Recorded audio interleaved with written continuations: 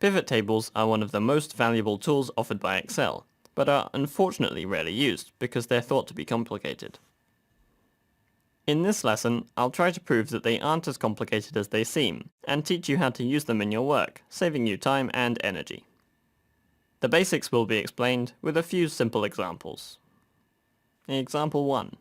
The data is in the sheet Pivot Tables 1, and the finished example is in sheet Pivot Tables 2.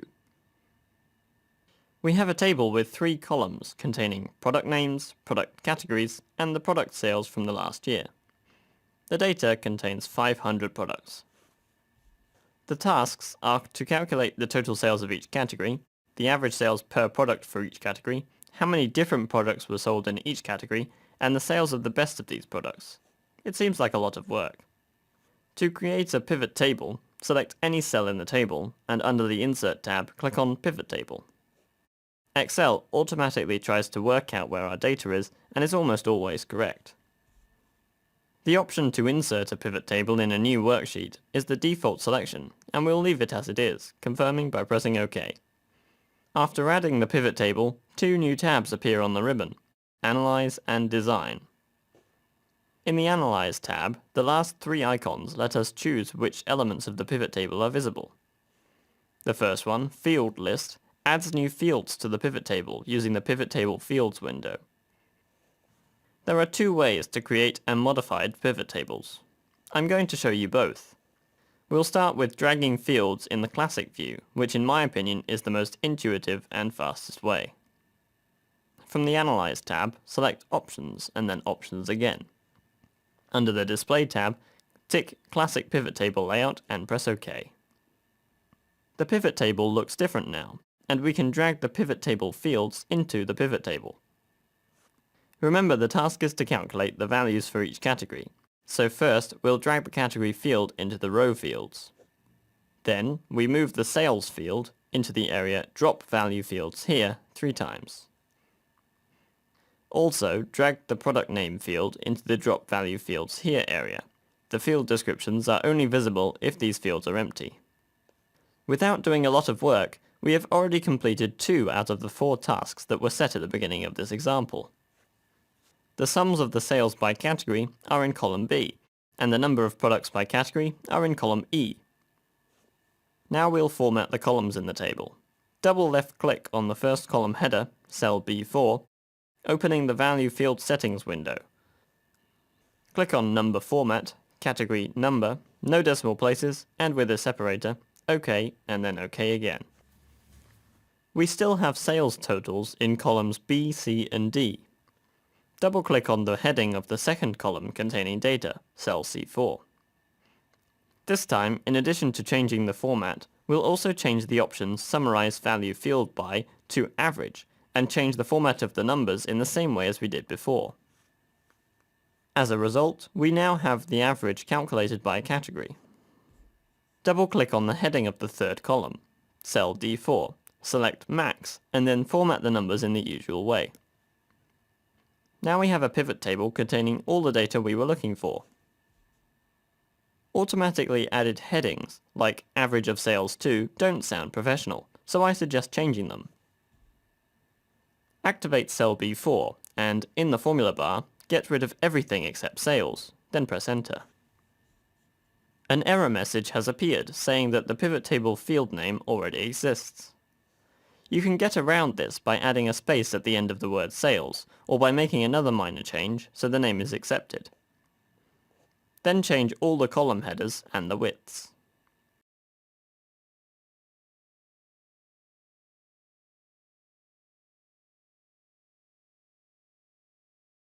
Congratulations, you've just made your first pivot table.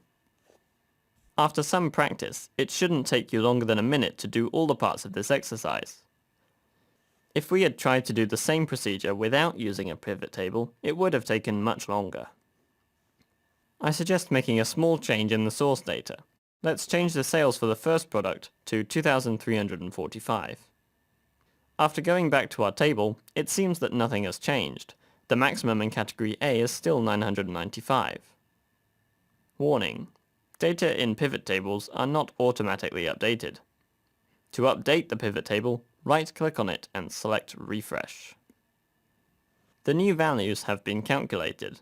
The maximum in category A is now correct, and the other values for category A and the grand total values have changed as well. If you want to change the order of the fields, for example, to put the max column before the average column, just grab the column header side and drag it to the right place. Whilst dragging, a line appears showing where the column would drop if we release the button on the mouse. At the end of this example, we'll also format the pivot table using one of the pre-existing pivot table styles from the Design tab. The new style will be previewed when you move the mouse cursor over the style icon. I like this one. As a result, we can now see the finished table from this example. Example 2. The data is from the sheet Pivot Tables 1, and the finished example is from sheet Pivot Tables 3. An additional task after completing example 1 is to calculate the percentage share of sales for each category. The percentage share is calculated by dividing the sales value of the category by the grand total of the sales, which tells us how important the category is. To calculate it, add the sales to the pivot table once again. If the pivot table fields aren't visible, restore them by clicking on the field list icon from the Analyze tab. If the Analyze tab isn't visible, make sure you have activated a cell within the pivot table. Again, drag the sales field to the data and double-click on its header. Go to the Show Values As tab, and in the Show Values As box, select Percentage of Column Total, and then press OK. We can now sort the categories by their sales share. Categories with a larger share are more important and should be at the top of the table. Click on the arrow icon next to Category and select More Sort options. In the Sort category window, select Descending Z to A by, and then Sum of Sales. All we have left is to change the column header to Share and change the format to a percentage without decimal places. As you can see, we can also change the header in this window. And that completes example 2. Example 3.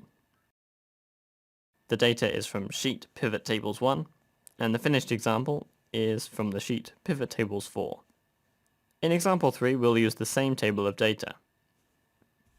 Let's assume that we were asked to prepare a report presenting the sales from the last year of the 10 best products, or the so-called top 10, in each of the 10 product categories, and the sum of the sales of these products.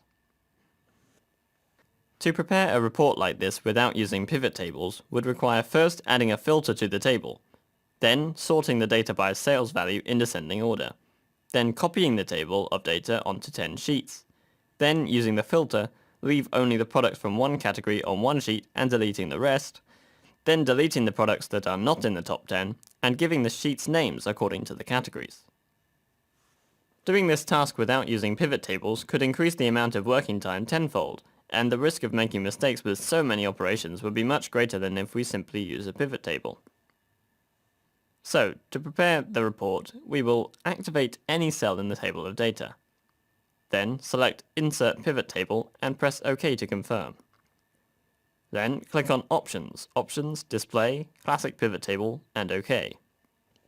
Then move the category to Filter Fields, Product Name to Row Fields, and Sales to Data Fields. Next, change the format of the numbers. If there is only one column containing data in the pivot table, its header is not directly above the column, but one row higher and to the left of it. To change the format, double-click on cell A3. When changing the name, remember to leave a space at the end.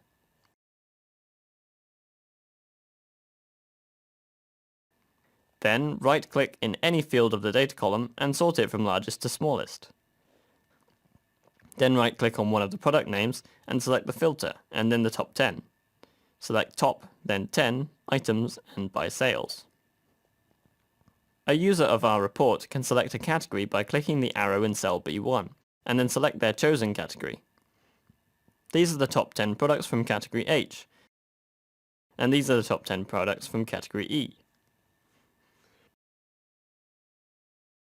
Example 4.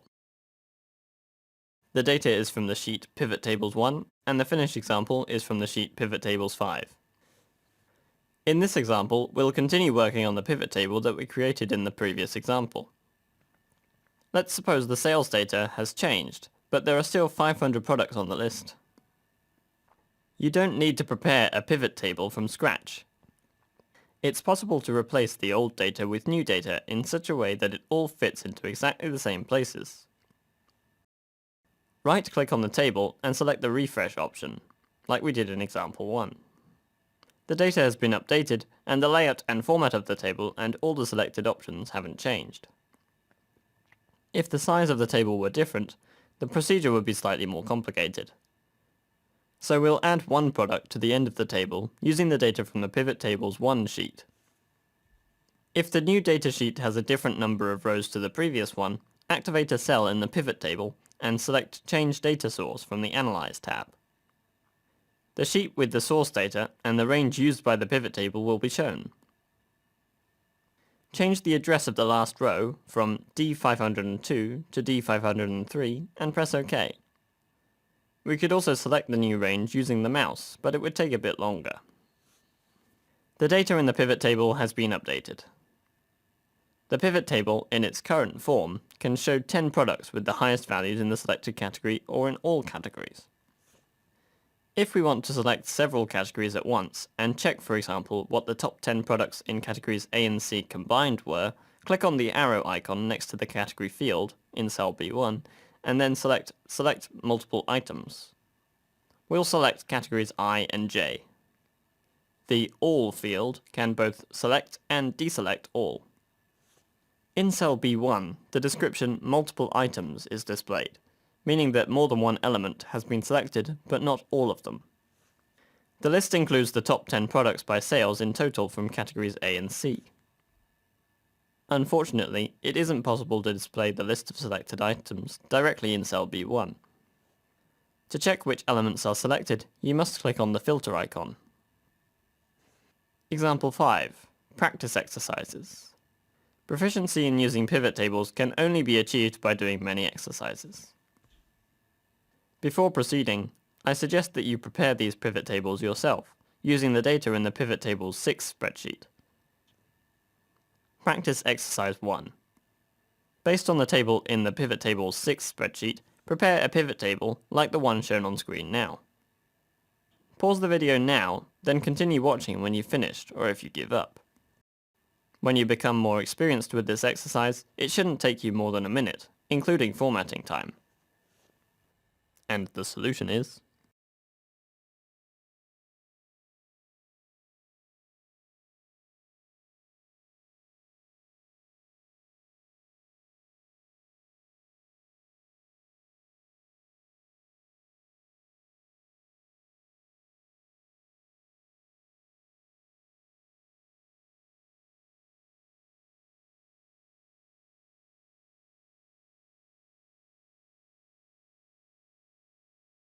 Practice Exercise 2. Convert the pivot table from the previous exercise into this form. This should only take a second or two. And the solution is...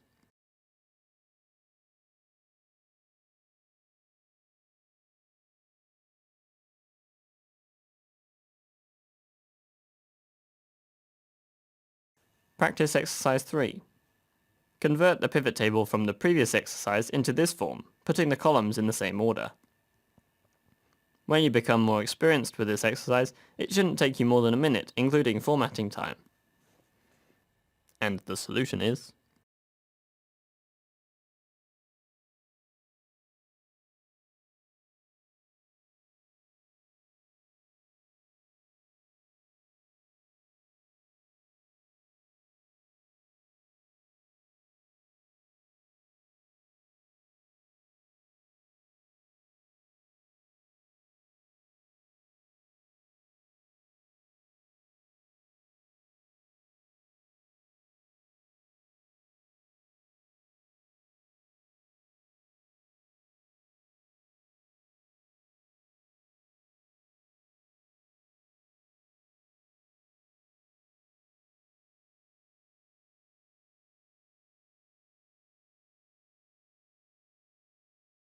Practice Exercise 4. Convert the pivot table from the previous exercise into this form. And the solution is...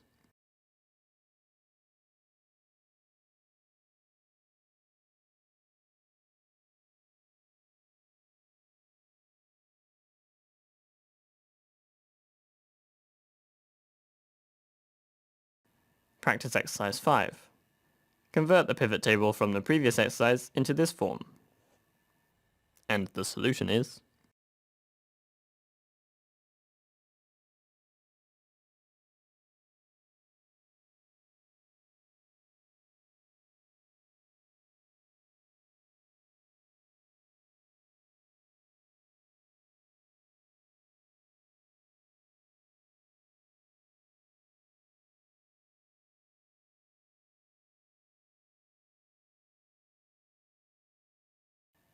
Practice exercise 6.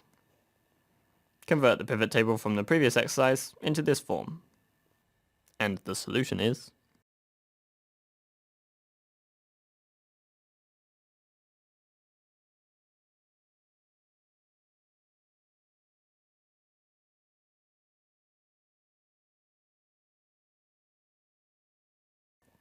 After completing all 6 exercises, it might be a good idea to delete this sheet and do it again from the beginning to really get the exercises from this lesson ingrained in your mind. Additional information. Before preparing the pivot table report, you need to prepare the data table because a pivot table cannot be created from just any data table. The table must meet the following conditions. 1. Every column must have a header that fits on one row, and every column header must be different. 2. All the data must be in one table. 3. The data mustn't have any empty rows or columns. Excel treats an empty row or column as the end of the table. 4. An empty cell is not the same as 0. Empty cells must be omitted for lots of calculations. For example, the average will be different depending on whether there is a 0 in the cell or if it is empty. If the cell is empty, it won't be taken into account during the calculations. 5. There mustn't be any merged cells in the data table. 6. There must only be one piece of data in each cell. For example, storing a first name and surname in one cell won't allow you to sort by surname. If data like this exists in your table, it's easy to separate it by using a combination of text functions, for example. To find out more, watch my Advanced Functions lesson. 7. Excel recognizes all values as numbers. Often, data imported from internal company systems are in text format. In order to quickly check if all the data are numbers, it's easiest to select the columns with these values and select Numerical Count and Count from the status bar. If the quantities differ, some of the data are in text format. To find out more, watch my lesson called the status bar. The simplest method of converting text into values will be entering in any cell outside the table number 1. Copy this cell, select the area with numbers in text format, paste special, values, multiply, and then all text will change to numbers. You can find more information about pivot tables in the next lesson, Advanced Pivot Tables. Please appreciate all the work that has gone into the making of these video tutorials by the writers and editors. And of course, don't forget to subscribe and leave a comment down below.